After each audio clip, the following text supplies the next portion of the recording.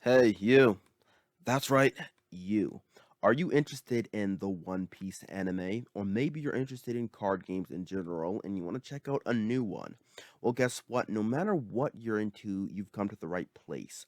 Today, I'll be teaching you how to play the One Piece card game that will be releasing later this year.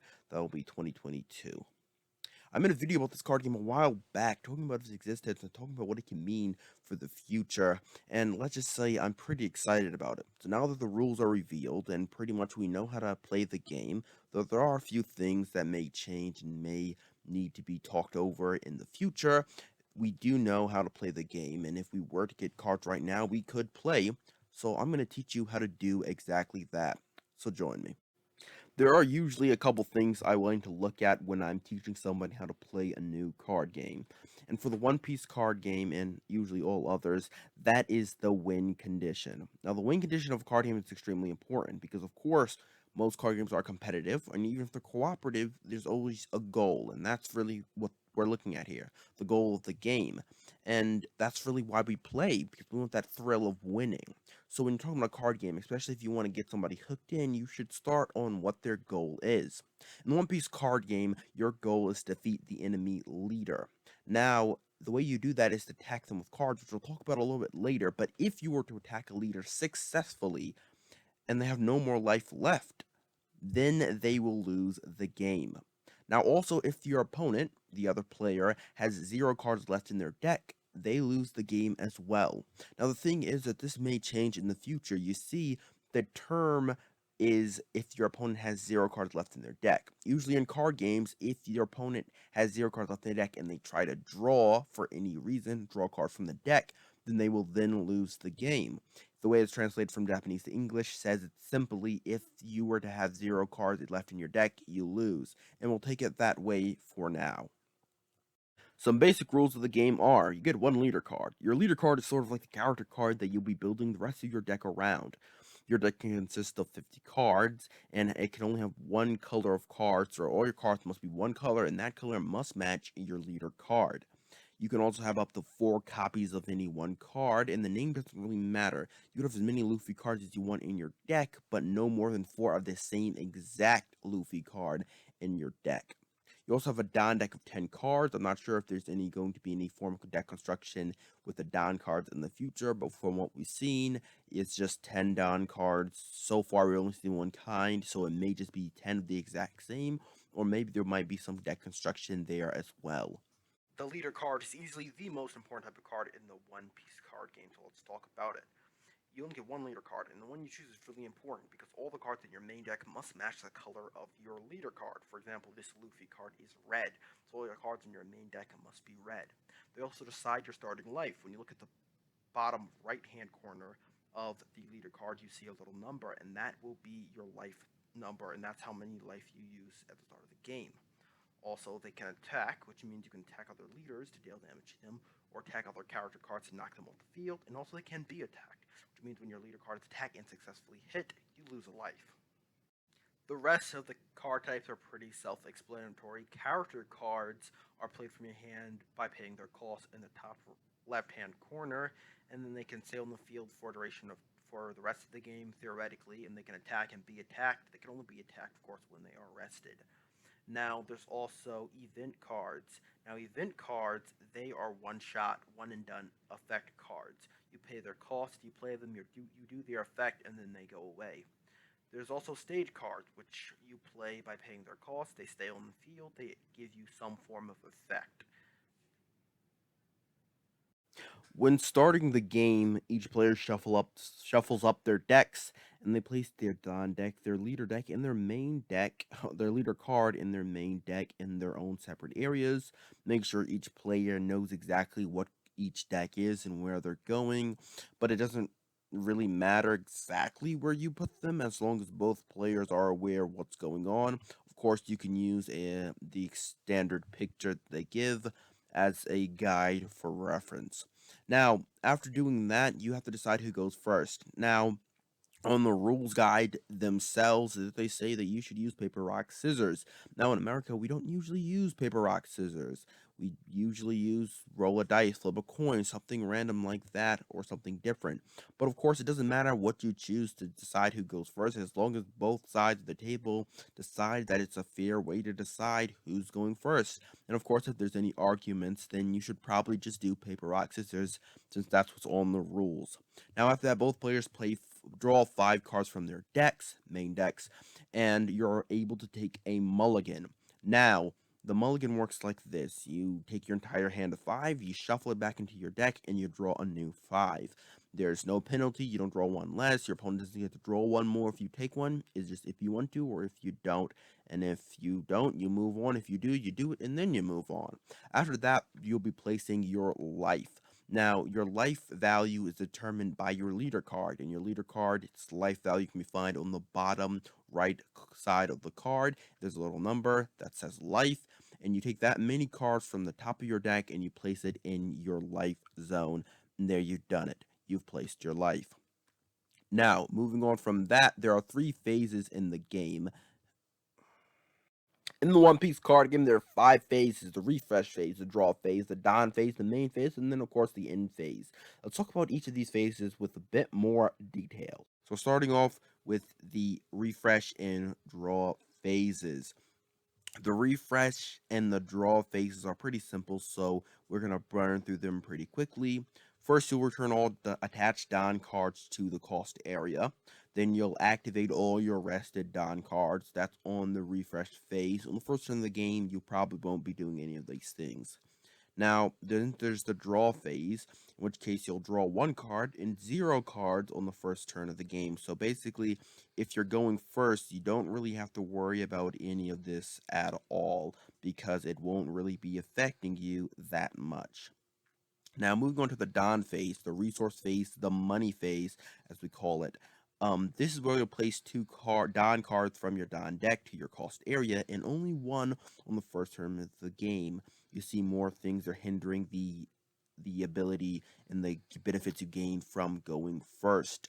Now, moving on from the Don refresh and draw phases, we get to probably the most important phase of the game, and that's probably going to be what is known as the main phase. Now, the main phase is probably the most important for the simple reason of the fact that it is where you do all your main stuff. It's in the name, really.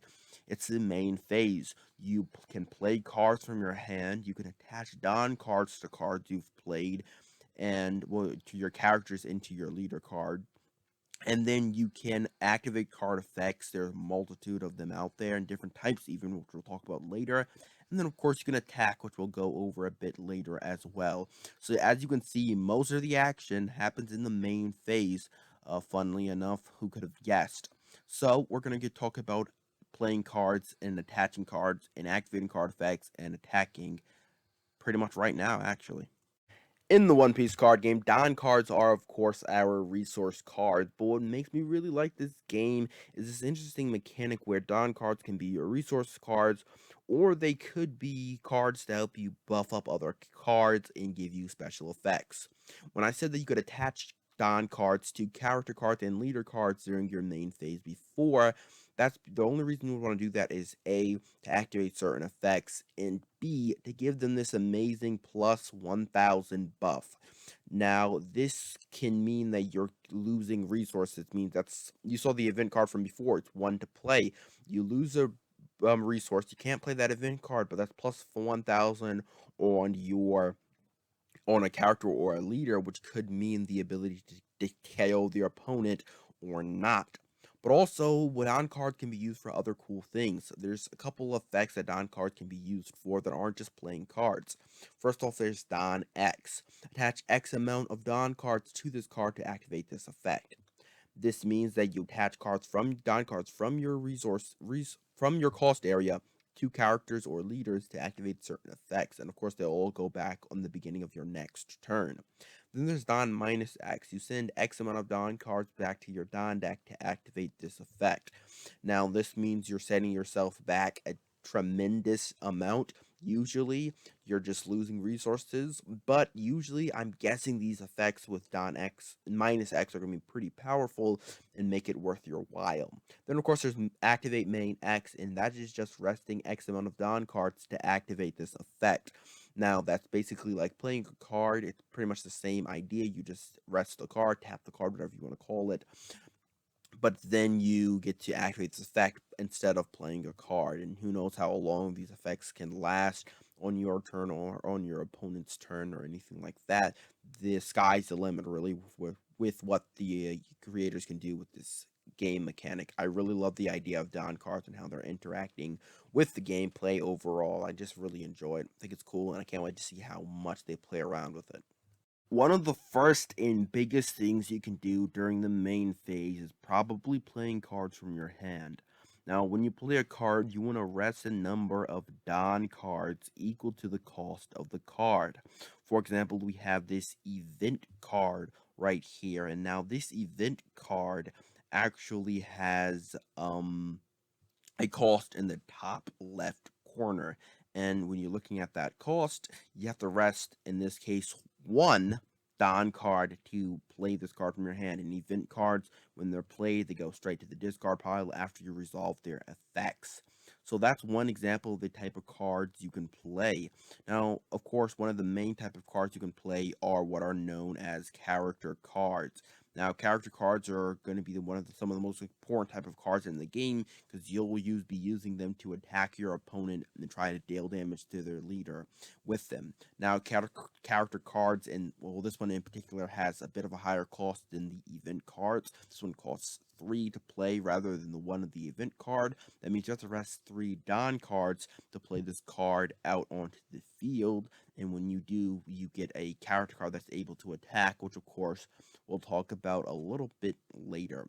Now, the last type of card that you can play from your hand is what is known as a stage card. Now, stage cards in the rulebook aren't talked about too much, but the way I understand them is that they're probably going to be similar to trainer cards from Digimon, or probably a little more closer to, in my opinion, I'm just guessing, they're probably gonna be a little more closer to field cards from Dragon Ball Super card game, in which you can only have one stage card on the field at a time. But they could also be a little more like stadium cards from Pokemon, which case there can only be one stage card throughout for both players. But I doubt that's going to happen because first off, Bandai doesn't usually do it that way, as well as the fact that being the fact that you're paying for this card, you want it to be a little more beneficial to you and almost all the time, every all day, every day, really, because you're paying a cost. Where in Pokemon, you play it basically for free, and it has a powerful effect that helps both players. This you have to pay for it, so I assume it's only going to help you. But I do also assume that you can only have one at a time, which would make more sense. So it's probably going to be a lot more like the Dragon Ball Super card game's field cards than it's going to be like the Digimon trading card game's tamer cards. But basically, they're sort of like character cards as they stay on the field even after you play them, but they can't attack. Attacking is often a huge part of the card game, and the One Piece card game is no exception. In the One Piece card game, it's very similar. It has a very similar battle mechanic to the Digimon and the Dragon Ball Super card game, all made by Bandai. So, yeah, who could have guessed? Now, in this card game, the characters or the leaders who are eligible for attack really depend on where you are in the game. On the very first turn of the game, the first person going first, they can't attack at all, not even with their leader card.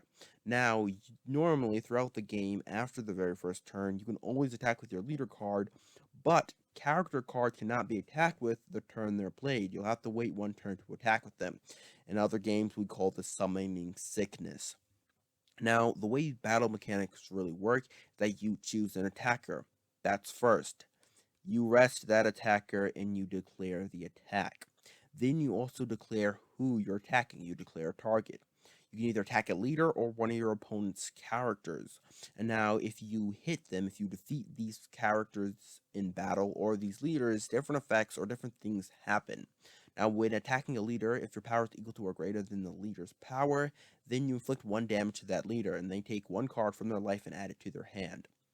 Now, when they're taking cards from their lives and adding it to their hand for the amount of damage you're inflicting upon them, there's something called a trigger system, the trigger mechanic in the game, and it works very similar to the Digimon trigger mechanic. My bad. Now, goodness gracious, where's that? Of course, so here we have this event that I showed you earlier, and it has a trigger effect on it. You see towards the bottom of the card, there's the yellow word, and then there's the black text. The black text is the effect itself. The yellow word means trigger. And when a card is being taken from your life, you can look at it, make sure everybody knows that this is the card that's coming for your life. Don't try to cheat or anything like that. Reveal it, and then you can activate the trigger effect if you want to. I believe it is optional. I don't believe that it's mandatory upon you to do this. Now, on that note, there's something that happens that's slightly different when you're attacking characters. When you're attacking a character, you can only choose to attack that character if the character you want to attack is rested, which means any character that your opponent didn't rest or isn't rested by any means, you can't attack. This is very similar, almost exactly the same to both the Digimon and the Dragon Ball card game. If I'm not mistaken, you can only attack rested character cards or Digimon or battle cards as they're called in the other games. But if you do attack, if you are eligible to attack a character card and your power is equal to or greater than the character that you're attacking, then you place that character that has been defeated into the trash. Something that I have to say because it's very important is that attacking and failing does not give you any penalization. If you attack and your power is only 300 and your opponent's power is 400, you don't die, you don't take a damage, nothing happens, nothing bad happens to you. You just failed the attack. Now, there's one more thing I do have to talk about when talking about attacking in general, and that's the counter and blocking mechanic. Now, blocker seems to be a skill that characters have. This is very similar to the Digimon and the Dragon Ball card game. A character with blocker can then rest if it's active during your opponent's turn, and then they can redirect the attack, the target, if your opponent's attacking with their leader or one of their characters, and they're running to attack one of your characters, one of your leaders, you can activate the blocker effect, the blocker skill, and you can rest a card with blocker, and then the attack changes. The new target is the character with the blocker effect. It's very similar. It's very simple, really. If you played any Magic the Gathering, if you play Duel Masters, it's very simple. The only difference is that it's a skill instead of an inherent ability of all characters and leaders. Now, there's also something called the counter step. You see, the counter step is when you can activate counter effects, which are very similar to counter effects in the Dragon Ball Super card game, but as well as combo effects from the Dragon Ball Super card game. So we have two examples of a counter effect here. One of them was a character with a counter effect, and on the side of the card, just like in the Dragon Ball Super card game, there was a counter effect that gave a character who used it, or a leader who used it, plus 2,000 power.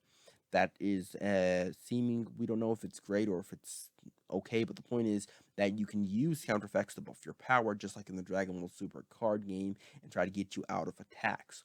But of course, we also see an event here with a counter effect, in which you can play the event from your hand, probably activate the counter effect, maybe it will negate the attack, like there's a bunch of cards like that in the Dragon Ball Super card game, or maybe other things that may just counter and help you out on your opponent's turn. So there are blocking and counter mechanics within the game, and it's very similar to blocking and counter mechanics you've seen from other card games from Bandai. Now, that's pretty much all there is to attacking. You declare the attacker, he must be eligible, leader or character. You declare the target, must be eligible, leader or character. Then you check to see if there's any blockers, any counters. You compare power between the two cards that are battling. The loser, if they are the defender, if he loses, either takes a damage or gets discarded. The attacker, the person on offense, even if they loses, gets no penalty. And then you go on throughout your main phase again. You can keep on attacking. You can play more cards. You can attach more Dawn cards. You can just keep going until, of course, the main phase ends. When the main phase ends, sadly, the fun ends, and we have to move on to the final phase, which I forgot to mention earlier, but it's the end phase. Now, the end phase The end phase is the phase where everything turns off. There's a bunch of effects. If you have them, then may end at this point. There's certain effects say to the end of the turn, or just for certain effects, they go away now. But also, the end phase doesn't all have to be all sad times. You see, during the end phase, there are probably be effects in the future that activate during this time. There's effects in the future like that in Digimon and in Dragon Ball and in a lot of other card games. At the end of your turn, at the end of your opponent's turn, when that comes along, these effects activate, and I don't see a foreseeable future in which those effects don't come in the One Piece card game. Sometimes they're negative, sometimes they're positive, but there's a lot more to happen in the in phase than just effects turning off. Effects can also turn on. So that's pretty much the five, as it turns out, phases of the game. And that's pretty much it. That's pretty much all you need to know to play the One Piece card game. You keep taking turns until a loser is declared or a winner, of course, is declared. Now tell me if this video was helpful to you. If you're looking to learn how to play the One Piece card game, tell me if I helped you out in your journey, in your endeavor. Make sure you like, comment, subscribe, share this video with your friends if you'd enjoyed it, and tell them about the One Piece card game if you think they'd enjoy it. Keep this game going, keep this game around, keep talking about it if you want it to continue to exist, because it's fans, it's the people that drive these card games, and then if you give up on it, then the creators will eventually do the same. So if you're really interested in the card game, if you really like the idea, then go out there, talk about it, tell your friends, get the buzz going, and then join me back here for some more conversation about the One Piece card game. I'll see you next time.